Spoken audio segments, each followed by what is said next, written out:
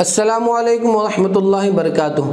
अल्हम्दुलिल्लाहि वहदा वस्सलातु वस्सलाम अला मन ला नबी अबादा।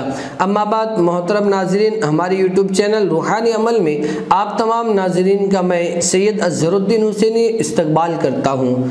बाज़ मरतबा बच्चे बिस्तर में पेशाब कर देते हैं और कई दिन तक के करते रहते हैं, जिसकी वजह से वालिदैन बड़े परेशान होते हैं। इलाज व मुआलजे के बाद कुछ फ़र्क नहीं पड़ता या पड़ता है तो चंद रोज़ तक पड़ता है, फिर वही बच्चों की बिस्तर में पेशाब करने की आदत ख़त्म नहीं होती।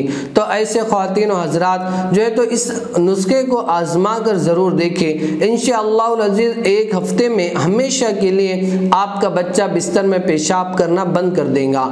अमल ये है कि हमें सफ़ेद मुर्ग जो बड़ा हो गया हो यानी अजान देता हो, ऐसे मुर्ग को ज़बा करना है या ज़बा किए हुए मुर्ग से हमको उसके सर पर जो ताज होता है लाल कलर का, उसको धूप में सुखाना है और सुखाने के बाद उसको चने के बराबर एक हफ्ते तक के उसको अपने बच्चे को दूध में डालकर पिलाना है। तो इंशाअल्लाह एक हफ्ते तक आप ऐसा करेंगे तो आपका बच्चा बिस्तर में पेशाब करना हमेशा के लिए बंद कर देगा।